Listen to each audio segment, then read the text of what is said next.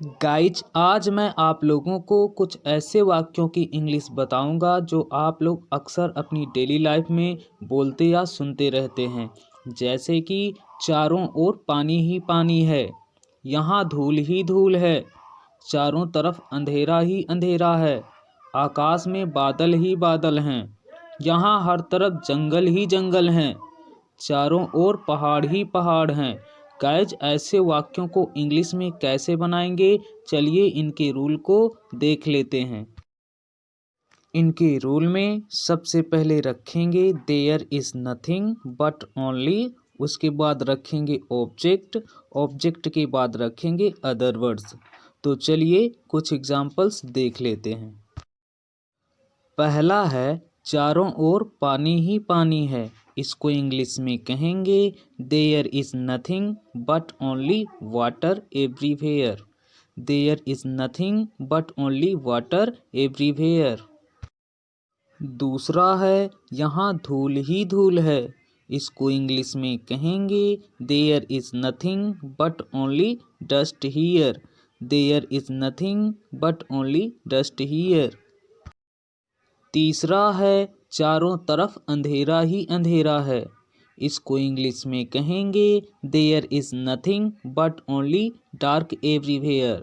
There is nothing but only dark everywhere.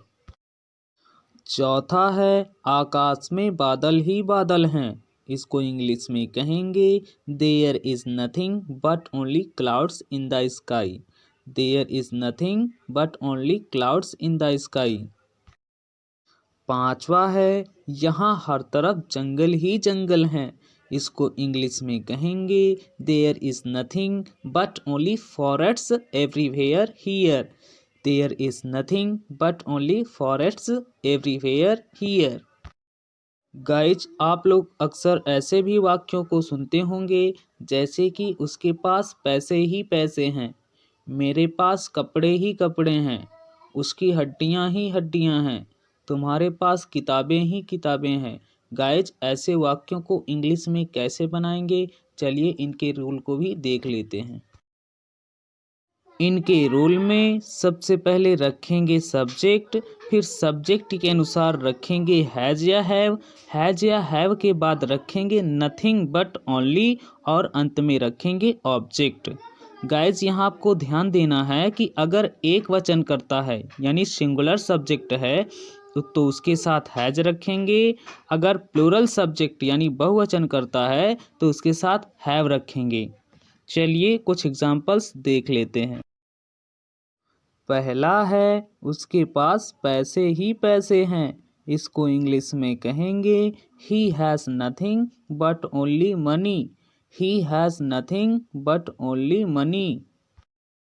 दूसरा है मेरे पास कपड़े ही कपड़े हैं, इसको इंग्लिश में कहेंगे I have nothing but only clothes. I have nothing but only clothes. तीसरा है उसकी हड्डियां ही हड्डियां हैं, इसको इंग्लिश में कहेंगे he has nothing but only bones. He has nothing but only bones. Guys आज मैं आप लोगों को प्रैक्टिस के लिए दो वाक्य दे रहा हूँ। पहला है चारों ओर पहाड़ ही पहाड़ हैं, दूसरा है तुम्हारे पास किताबें ही किताबें हैं। गाइज पहला वाला वाक्य पहले रूल के अनुसार बनाएंगे, दूसरा वाला वाक्य दूसरे रूल के अनुसार बनाएंगे और इसके बाद कमेंट बॉक्स में दोनों वाक्यों को इंग्लिश में ट्रांसलेट करने के बाद लिखेंगे और देखना यह है कि कितने लोगों का सही होता है, कितने लोगों का गलत।